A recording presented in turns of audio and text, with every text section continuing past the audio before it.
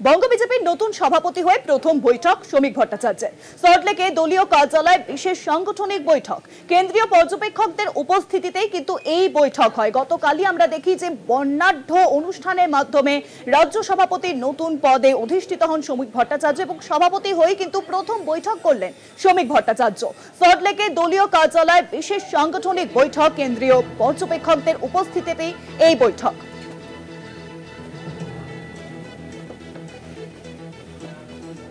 আর বিষয়ে আরো জানবো, নিউজরুমে এখন সঙ্গে রয়েছেন আমাদের বিশেষ প্রতিনিধি অঞ্জন রায়। অঞ্জনদা, আজকে প্রথম বৈঠক করলেন শ্রমিক ভট্টাচার্য সভাপতি পদে বসে, এবং এই বৈঠকে আজ কোন কোন বিষয়গুলি উঠে এসেছে, কি জানা যাচ্ছে? দেখো, আমরা যা ছবি আমরা পেয়েছি তাতে পরিষ্কার বোঝা যাচ্ছে যে সবটাই হচ্ছে সাংগঠনিক বৈঠক, এবং সাংগঠনিক বৈঠক মানে হচ্ছে 26-এর ইলেকশনের প্রস্তুতিকে সামনে রেখে বৈঠক।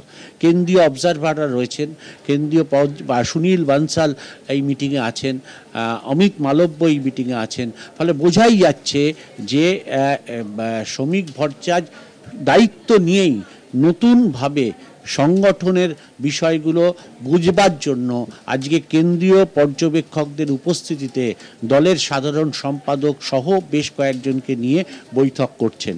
বৈঠকে আরেকটা জিনিস আমরা দেখতে পাচ্ছি, সেটা হচ্ছে বুথ কমিটি গড়ার ক্ষেত্রে কোথায় ল্যাপস আছে, তাই জন্য একটা কমিটি তৈরি হয়েছিল। সেই কমিটির প্রধানকেও আমরা দেখতে পাচ্ছি যে আজকের বৈঠকে উপস্থিত আছেন, এবং তাতে বোঝা যাচ্ছে যে কোথায় কোথায় বুথ কমিটির তৈরি হয়েছে বা হয়নি, কোথায় কোথায় কি অবস্থা আছে, সামগ্রিক এই চিত্র শ্রমিক ভট্টাচার্য বুঝে নিতে চাইছেন।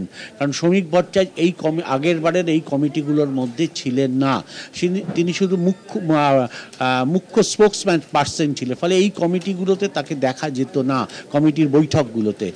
আজকে এই বৈঠকে দেখে মনে হচ্ছে যে দায়িত্ব নিয়ে, সভাপতির দায়িত্ব নিয়ে তিনি বুথ পর্যায়ের কী অবস্থায় রয়েছে, জেলার সংগঠনের কি হাল, কেন্দ্রীয় অবজারভার যারা রয়েছেন তারা কিভাবে বুঝছেন সংগঠনের কোথায় কখন কি দরকার, এই সব চিত্রটা বোধহয় আজকে বুঝে নিতে চাইছেন।